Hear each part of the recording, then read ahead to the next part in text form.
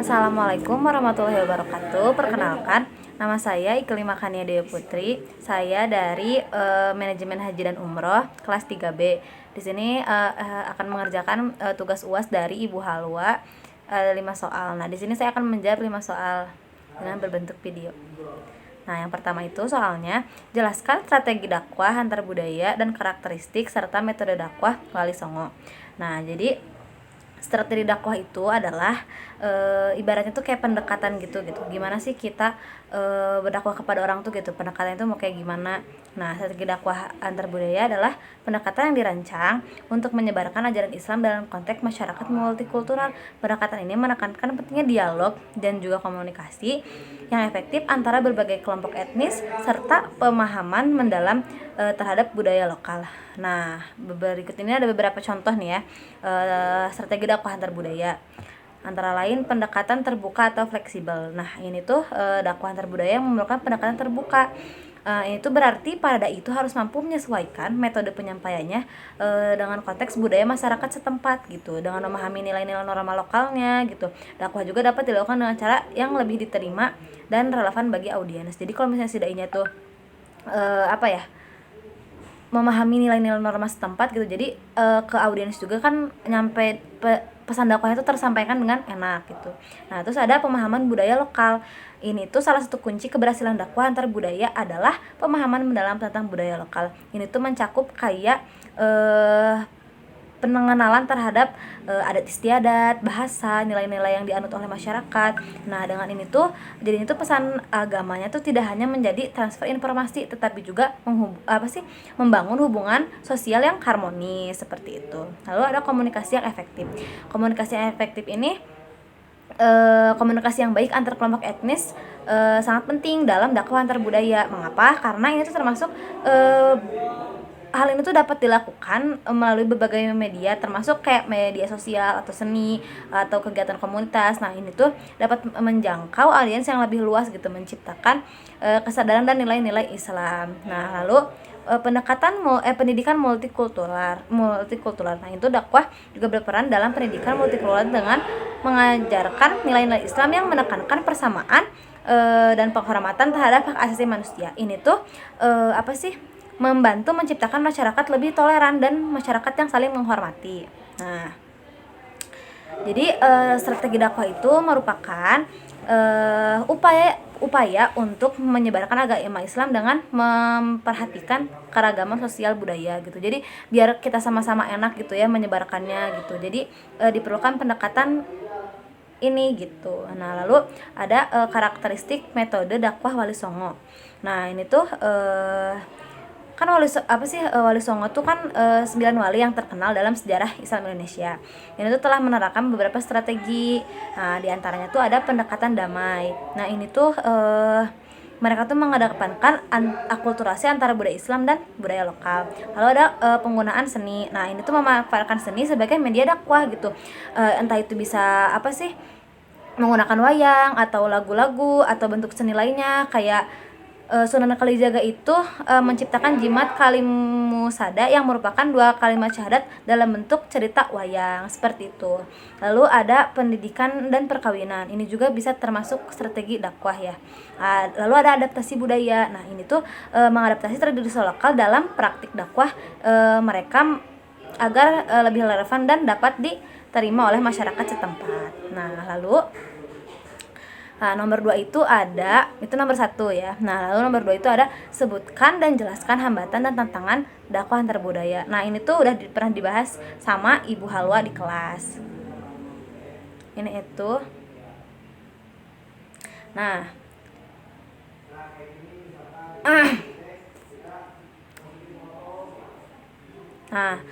hambatan dan tantangan dakwah antar budaya ini dari PPT Ibu Halwa. Nah, jadi salah satu tantangan utamanya itu adalah perbedaan budaya di antara anggota masyarakat yang sangat beragam. Dari Indonesia kan itu beda-beda banget gitu ya. Nah, itu tuh menjadi satu tantangan utama juga gitu. Nah, dai juga harus dapat memahami berbagai budaya untuk dapat berinteraksi dan menyampaikan pesan agama dengan tepat gitu. Jadi dengan banyaknya berbagai budaya ini seorang dai itu harus mampu menyampaikan pesan agama dengan tepat gitu. Nah, terus ada juga nih ya hambatannya itu perbedaan budaya. Nah, perbedaan bahasa. Nah, dai perlu memahami bahasa-bahasa yang digunakan oleh mad'unya. Lalu ada perbedaan agama dan keyakinan. Jadi masyarakat multikultural seringkali memiliki keyakinan-keyakinan yang berbeda sehingga lalu ada dai itu perlu menavigasi dengan bijaksana dalam menghadapi perbedaan agar tidak menimbulkan konflik atau ketegangan. Lalu nilai-nilai yang berbeda. Nah, dai itu harus memiliki pemahaman mendalam tentang budaya-budaya yang ada dan nilai-nilai yang dianut oleh masyarakat agar dapat menghormati dan menghargai perbedaan serta berkomunikasi dengan baik.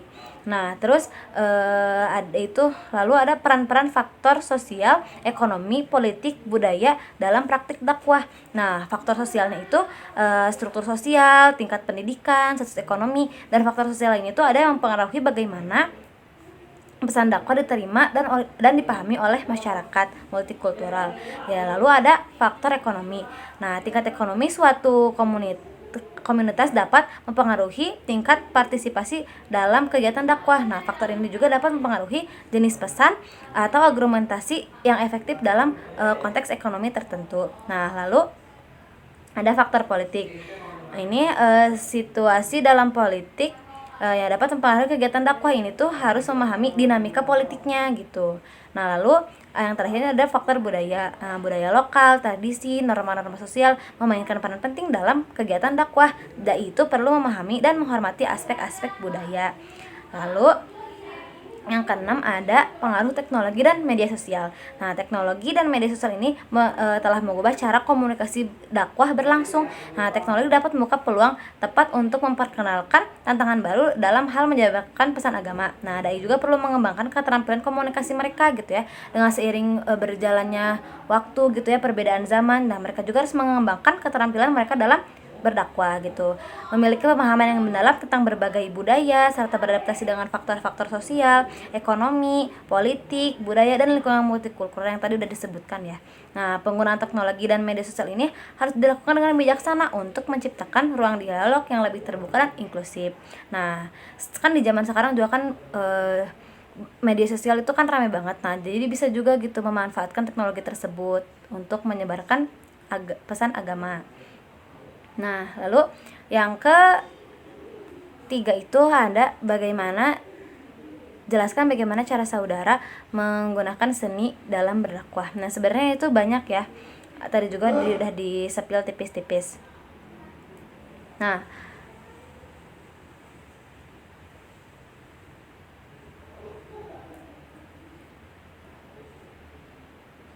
cara memahami seni dalam berdakwah ini ada banyak. Nah, contohnya bisa juga kita di pertunjukan seni gitu.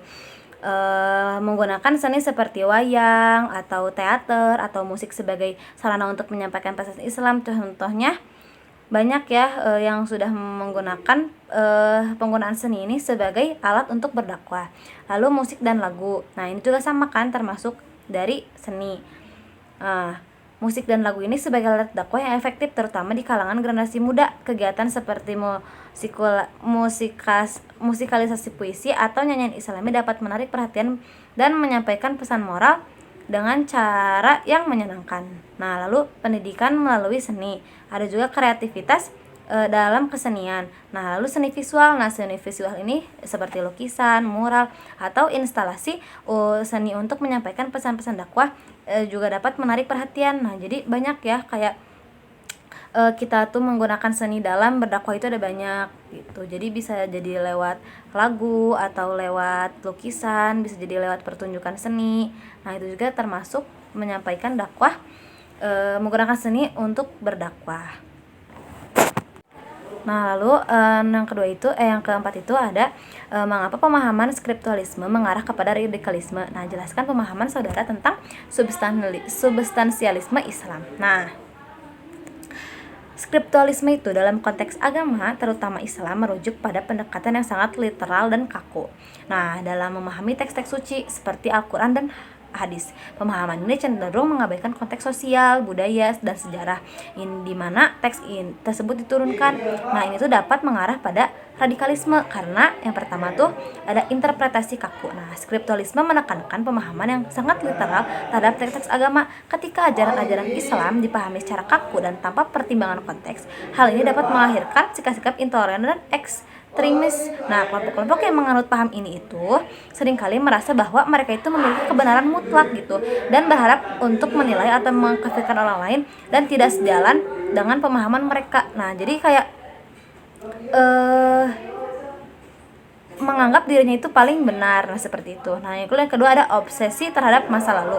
Nah, pemahaman skriptualis seringkali terfokus pada pengembalian kepada praktik-praktik Islam di masa lalu tanpa mempertimbangkan perubahan sosial dan budaya yang terjadi. Nah, hal ini menciptakan ketidakpuasan terhadap keadaan saat ini dan dorongan untuk melakukan perubahan secara radikal yang seringkali berujung pada tindakan kekerasan. Lalu yang ketiga ada penggunaan teks untuk justifikasi kekerasan. Nah, dalam beberapa kasus kelompok skriptual cenderung memiliki ayat-ayat tertentu dalam berbicara tentang jihad atau kekerasan untuk membenarkan tindakan mereka. Ini tuh dapat menciptakan legitimasi bagi tindakan ekstremis dan radikal di mana kekerasan itu dianggap sebagai cara yang sah untuk mencapai tujuan agama. Nah, seperti itu kurang lebih. Lalu ada substansialisme Islam. Ini itu adalah pendekatan yang lebih moderat dalam memahami ajaran Islam, berbeda dengan skriptualisme. Nah, substansialisme ini mendekatkan pada inti substansi dari ajaran Islam, itu nilai-nilai universal seperti keadilan, kasih sayang, dan kedamaian. Nah, ini ada beberapa karakteristik dari substansialisme Islam meliputi yang pertama itu ada pendekatan kontekstual. Ini tuh substansialisme mengakui pentingnya konteks dalam memahami teks-teks agama. Nah, ini berarti bahwa ajaran Islam itu diterapkan dengan mempertimbangkan kondisi budaya, sosial dan sejarah masyarakat saat ini. Lalu yang kedua itu ada fokus pada nilai-nilai universal. Nah, pendekatan ini lebih menekankan pada nilai-nilai inti dari Islam daripada sekedar mengikuti ritual atau hukum secara kaku. Nah, ini mencakup pengembangan karakter moral dan etika dalam kehidupan sehari-hari. Lalu yang ketiga ada dialog dan toleransi. Nah, substansialisme ini mendorong dialog antar agama dan toleransi terhadap perbedaan pendapat. Ini membantu menciptakan masyarakat yang lebih harmonis dan mengurangi potensi konflik yang muncul dari penambahan yang sempit. Nah, yang keempat, yang terakhir ada penerimaan terhadap modernitas. Dalam substansialisme ini ada penerimaan terhadap modernitas dan perkembangan zaman. Nah, sehingga ajaran Islam dapat beradaptasi dengan perubahan tanpa hilangnya esensinya. Nah, pemahaman skriptualisme itu cenderung mengaruh kepada radikalisme karena interpretasi yang kaku dan literasi terhadap teks-teks agama serta obsesi untuk kembali ke masa lalu tanpa mempertimbangkan konteks masa ini. Nah, sebaliknya kalau substansialisme itu pendekatan Islam yang lebih moderat dan kontekstual gitu. Jadi menekankan nilai-nilai universal serta dialog antar budaya sebagai cara untuk menyebarkan agama Islam dengan damai. Nah, kurang lebih seperti itu. Lalu nomor terakhir ada sebutkan dan jelaskan bentuk-bentuk budaya bernuansa dakwah dan apa saja yang saudara lakukan untuk berkontribusi dalam dakwah antar budaya. Nah, ini tuh udah dibahas ya di PPT Ibu yang terakhir. Kita cari dulu. Nah, bentuk-bentuk budaya bernuansa dakwah.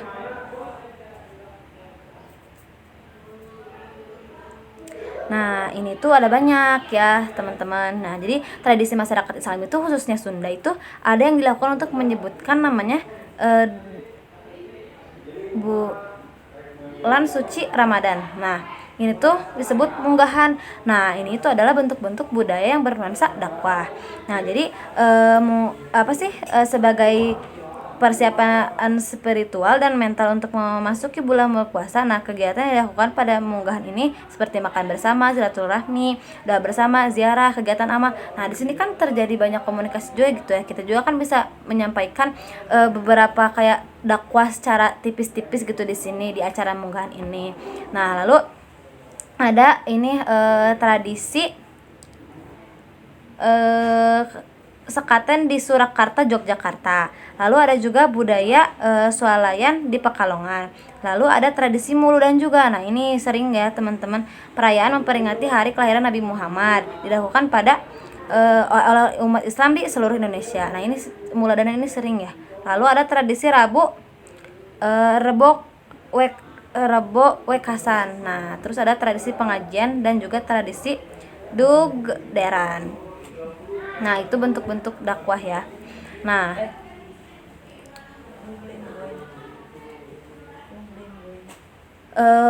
kayak untuk aku sendiri berkontribusi di dakwah itu kan kita juga bisa menggunakan media sosial gitu ya. Media sosial kan itu cakupannya sangat luas banget gitu ya. Nah, jadi kita tuh bisa memanfaatkan gitu media sosial atau platform media sosial kita untuk menyebarkan konten-konten positif tentang Islam dan menyebarkan nilai-nilai kebersamaan dan kasih sayang, toleransi antar budaya. Jadi kan banyak gitu ya kayak quotes-quotes tentang Islam gitu. Itu kan bisa kita share di SG kita atau di post kita gitu. Itu kan bisa gitu ya. Terus menciptakan kegiatan budaya juga. Mungkin kita juga bisa gitu ya menciptakan kayak organisir tentang acara seni atau budaya, tapi itu tuh ada tujuan untuk berdakwahnya juga gitu. Entah itu kayak apa sih?